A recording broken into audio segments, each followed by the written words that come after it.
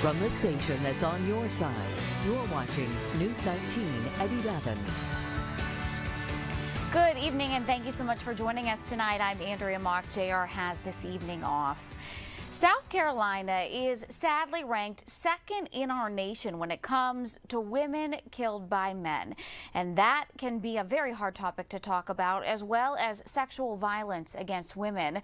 So to break the ice, a national effort is being made to make it less intimidating by putting men in high heels. News 19's Colby Gallagher takes us inside Walk a Mile in her shoes.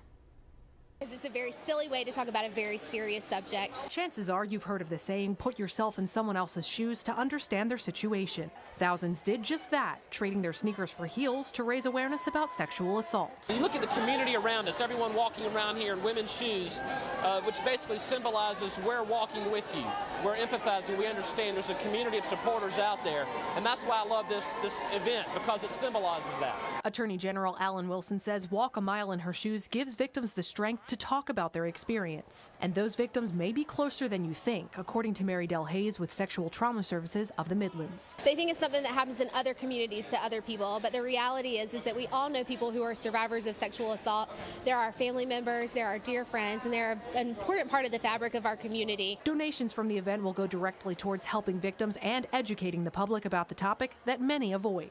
The University of South Carolina's Fraternity Council President Tim Bryson says they gave $10,000 and joined in for that very reason. Walking in heels, even for myself, it's kind of painful. I didn't want to tell anybody I was walking in heels before I came. But it's kind of a similar situation as the survivors, that Sexual Trauma Services serve. So it provides great insight, when you take part and become fully participant in the event, and we'll take it back, look, evaluate, see how we can help moving forward in the future. The event more than doubled in size from just last year and drew in some new faces and some familiar ones like Connor Shaw. Football is pretty hard, but this has been a whole new challenge for me walking in these shoes. So it's been fun. I didn't roll my ankle, so I don't have to explain anything when I get back to Cleveland.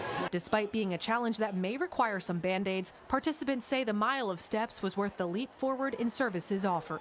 Colby Gallagher, News 19, WLTX. And the great news is tonight, nearly $75,000 was raised, and organizers say they are still counting at this hour.